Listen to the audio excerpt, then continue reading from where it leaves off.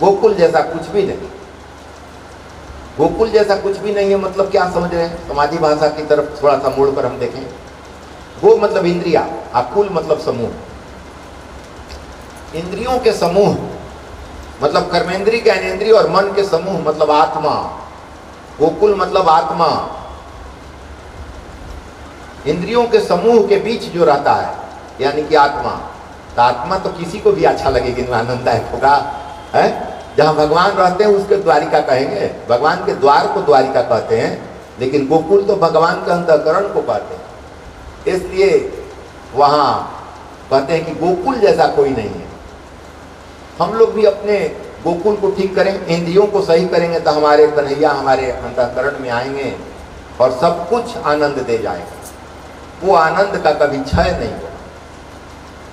इसलिए ये कृष्ण लीला बहुत ही भागवत का हृदय कहा जाता है। हृदय का मतलब होता है जहाँ प्रेम बरसता हो, हृदय से ही प्रेम किया जाता है। हृदय इसलिए कहा जाता है कि प्रेम लीला है, हृदय से ही प्रेम होता है, बुद्धि से प्रेम नहीं होता। रामचंद्र जी मर्यादित प्रेम है उनका, मर्यादा के साथ प्रेम उनका है। इसीलिए तो कहा जाता है कि पहले मर्यादित हो जा तब प्रेम करना लगते, न प्रेम में दोष उत्पन्न हो जाएगा, दृष्टि दोष हो जाएगी। जैसे और लोगों को पहले चर्चा हुई है, दृष्टि दोष के कारण श्राप भी मिले हैं। योगी जब तक आंखें मूंद कर समाधि में बैठे हैं तब तक उनका मन स्थिर रहता है। कहते हैं कि जोगी जब तक आंख बंद कर बैठे हैं तब तक समाधि में आनंद लेते हैं, किंतु जोगावस्था में जागृत होने पर आंखें खुलते ही उनका मन चंचल हो जाता है, विषयों में खो जाता है। ऋषि विश्वामित्र ने आंखें मूंद कर 60,000 वर्ष तपस्या की थी, लेकिन किंतु खुलते ही आंख मेनका के माया में फंस गए। विश्वामित्र को कहा जाता है कि 60,000 वर्ष तक तपस्या किए आंख बंद करके, लेकिन जैसे आंख खुली तैसे ही मेनका के माया में फंस गए। तो ये कहने का तात्पर्य ये है कि तपस्या कुछ भी करो, मन पर भरोसा मत करो। पहले कहा गया है कि मन तुम पर कभी भी भरोसा मत करो, ये कब तुमको भट्ठा बैठा देगा कोई नहीं। विवेक को बैठाए रहो, मन के पीछे पीछे विवेक को लगाए रहो, ये सही कहाँ जा रहा है, क्या सोच रहा है, क्या कर रहा है, तो उस पर अंकुश लगेगा। खुली आंखों और खुले कानों में समाधि लगे, वही समाधि सच्ची समाधि है। आंख खुली हुई है, आंख खुली हुई है और कान खुले हुए हैं, फिर भी समाधि में रहो, इसको सहज समाधि कहते हैं।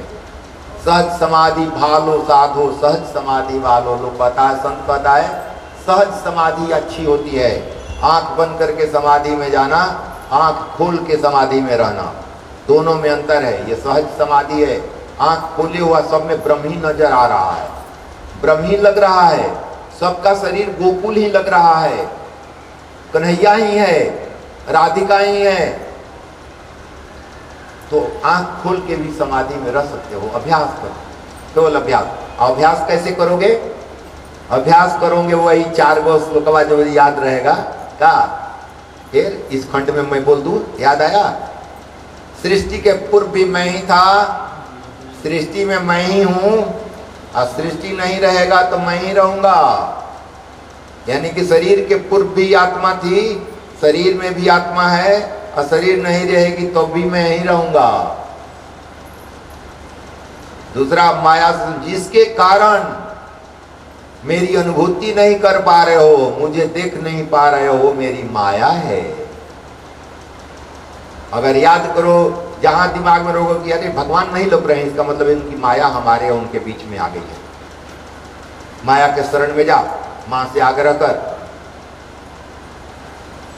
जब उनके शरण में जाएगा, भक्ति करेगा, तो आवरण हटा देंगी, पतला कर देंगी आवरण। प्रभु को स्मरण कर देख सकते हो। तीसरा श्लोक बताता है प्रकृति के, जैसे पंचभूत तत्व तुम्हारे शरीर में भी है और बाहर भी है, जैसे प्रकृति अंदर भी है और बाहर भी है, उसी तरह प्रकृति में मैं अंदर भी हूं और बाहर भी हूं। पेड़ पौधा कीड़े मकोड़े सब में मैं ही हूं, और तुम में मैं ही हूं। चौथा बता रहा है, ये चतुरानंद सृष्टि की रचना कीजिए, लेकिन सृष्टि के किसी काल में किसी कल्प में कर्तापन का अभिमान नहीं होगा। उनको तो आशीर्वाद देते हैं कि कर्तापन का अभिमान नहीं होगा, लेकिन ये दसम स्कंद में एक जगह है कि अभिमान हो गया है ब्रह्मा जी को कर्तापन का, तो उनको नाच नचा रहे हैं। आएगा लीला ना, ये केवल पुष्टि लीला है। जो 4 रूप बोले हैं उसी पर 18,000 श्लोक लिखे गए हैं। चारों मुख्य है, चारों पर ही 18,000 श्लोक, कैसे उसको समझोगे इसलिए लिखा हुआ है। तो यहाँ ब्रह्मा जी को कह रहे हैं कि कर्तापन का अभिमान नहीं होगा। तो ये चारों श्लोक याद रहे हैं कि भैया मैं तो कर ही नहीं सकता। सचमुच भगवान कह रहे हैं कि अगर मैं निकल जाऊं, आत्मा निकल जाए, तो तुम कुछ नहीं कर सकते हो। ये सुंदर स्त्री, सुंदर पुरुष जो दिखाई दे रहा है, ये सुंदर नहीं है।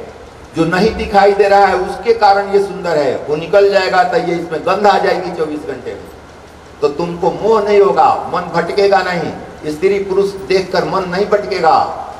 जब याद रहेगा ये स्मरण, मैं रोज स्मरण करा रहा हूं। जब अंतःकरण में बैठ जाएगा, अरे उसके कारण इसकी सुंदरता है, ये निकल जाएगी तो 24 घंटा में गंध आ जाएगा। इसलिए जो नहीं दिखाई दे रहा है उससे मोह करना है, प्रेम करना है।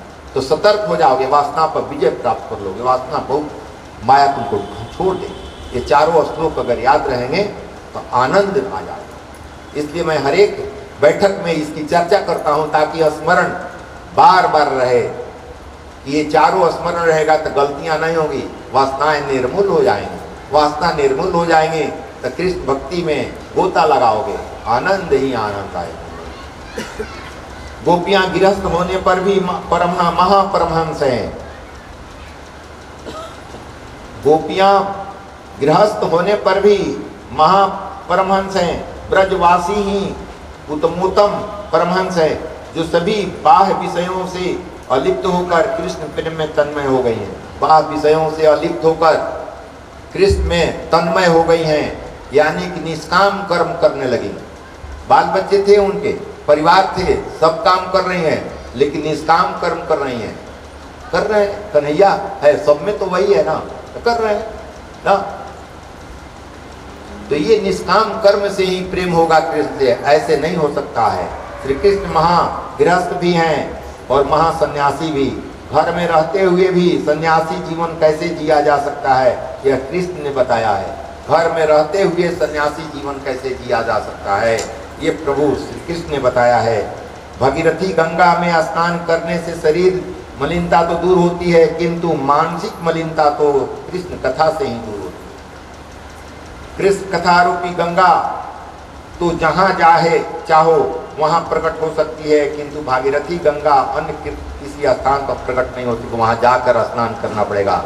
लेकिन कृष्ण कथा तो कहीं भी प्रकट हो जाएगी। इसलिए कृष्ण कथा गंगा जी से अच्छी है। ये मान से वो शरीर को धोती हैं, साफ को पवित्र करती हैं, और ये मन को पवित्र करती हैं। बैर और वासना जीवन को बिगाड़ते हैं। बैर है लड़ाई, और वासना हंसना, ये जीवन को बिगाड़ते हैं। उनके दूर होने पर ही जीवन और मृत्यु उजागर होते हैं। बैर और वासना को मृत्यु के पहले ही हटा दो। बैर और वासना जो है मृत्यु होने के पहले हटा दो, और नहीं तो शास्त्र क्या कहता है, अगर लड़ाई करके मर गए ना तो वो तुम्हारा पुत्र बनकर आएगा, शत्रु पुत्र होगा। 4 को पुत्र बताए गए ना, पहले इसकी चर्चा हो गई है। अगर वो ये याद नहीं रहेगा तो यहाँ का नहीं समझ में आएगा। कह रहा है कि बैर मरने के पहले जितने बैर हैं वासना वो खत्म कर दो, न तो प्रारब्ध बनकर सामने आ जाएंगे। शत्रुता रख के अगर मर गए तो वो भी शत्रु जो है पुत्र बनकर आएगा, माता पिता को शत्रु जैसा व्यवहार करेगा।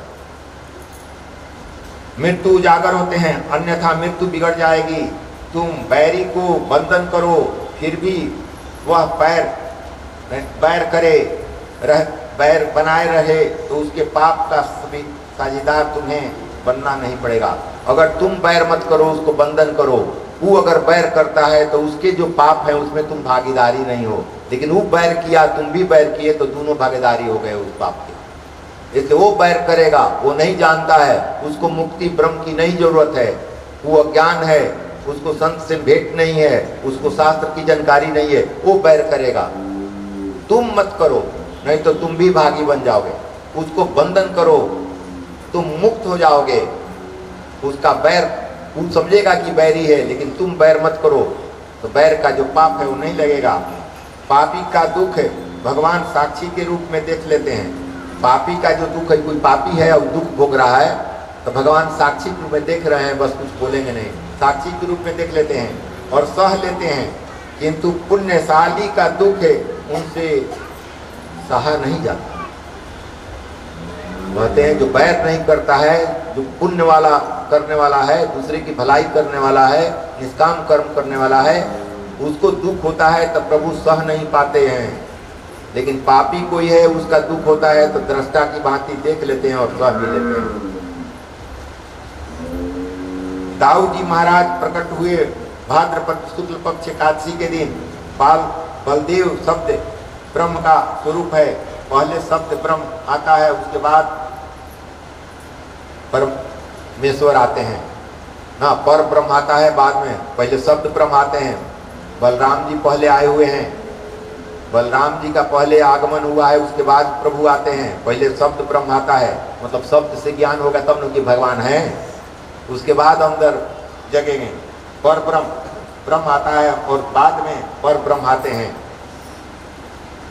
जसोदा जस ददाती इति जसोदा आ गया। जो जस दूसरों को दे, आप जब अपने माथे पर रखे वही जसोदा है। जो दूसरों को जस देती है वह जसोदा है। नंद जो सभी को आनंद देता है वही नंद है। नंद उसी को कहते हैं जो दूसरे को आनंद देता है, जो जस दूसरे को देता है वही जसोदा है। तो जसोदा और नंद के घर कन्हैया हैं और सारे बचपन का आनंद वही लोग ले लिया ना। गोकुल में वो तो देवकी वासुदेव के लड़के हैं, लेकिन आनंद, बचपन का आनंद, बाल रूप का आनंद किसको मिला?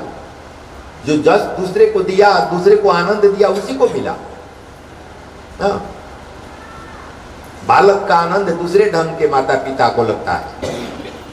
हमको याद है जीवन में पढ़ा था, तिरुवल्वर, दक्षिण में एक संत हैं तिरुवल्वर, उनके पुत्र थे।